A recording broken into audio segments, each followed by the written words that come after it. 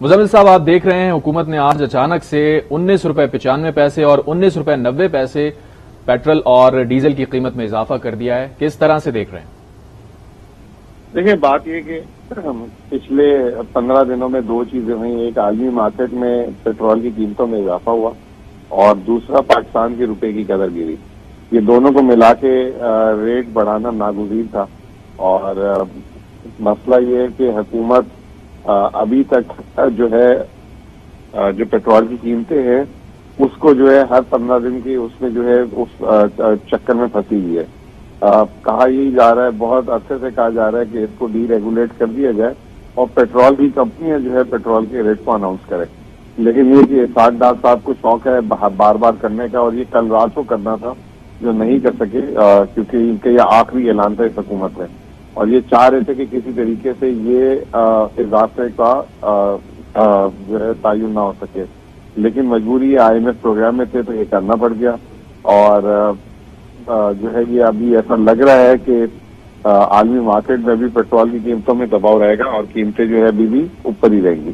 اچھا مزمل صاحب، آپ کیا سمجھتے ہیں اتنی زیادہ قیمت میں اچانک اضافہ کر دیا گیا ہے؟ مہنگائی تو پہلے ہی بہت زیادہ ہے، عام آدمی کتنا متاثر ہوگا اس سے؟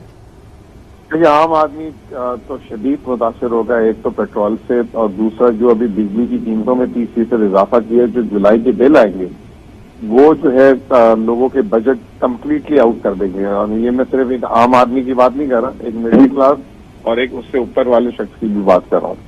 تو بہت زیادہ جو ہے ایک مہنگائی کا دباؤ آئے گا، واپس سے ویو آئے گی. کیونکہ جب بجلی اور پیٹرول کی قیمتیں بڑھتی ہیں تو ہر اشیاء خوردنوش پہ اس کا جو ہے فرق پڑتا ہے. اچھا، انہوں نے یہ بھی کہا ہے کہ ظاہر عالمی مارکیٹ میں تیل کی قیمتیں بڑھ رہی ہیں، ساتھ میں IMF معاہدے کا انہوں نے ذکر کیا کہ پیٹرولیم ڈیولپمنٹ لیوی جو ہے اس کو بتدریج بڑھانا تھا اور اسی سلسلے کو یہ آگے بڑھانے کی ایک کڑی ہے. اس پر آپ کیا سمجھتے ہیں کہ ظاہر پیٹرولیم لیوی ابھی مزید بڑھنی ہے، 50 روپے سے 60 روپے کر دی گئی تھی، اور آئندہ آنے والے دنوں میں جب مزید پیٹرولیم ڈیولپمنٹ لیوی بڑھے گی تو تیل کی قیمتیں اوپر جائیں گی، مہنگائی کا ایک اور ویو آئے گا؟ دیکھیں، میں سمجھتا ہوں کہ حکومت نے بہت زیادتی کی ہے پیٹرولیم لیوی میں IMF کے ساتھ معاہدہ کر کے. یہ وہی ہے کہ حکومت اپنے ٹیکس اہداف کو حاصل نہیں کر پا رہی، جس کی وجہ سے جو ہے عوام پہ جو ہے بالواسطہ بوجھ ڈال دیے پیٹرولیم لیوی کا. جب PTI کی حکومت تھی تو 30 روپے لیٹر پیٹرولیم لیوی تھا، اس کو بڑھا کے دگنا کر دیا 60 روپے.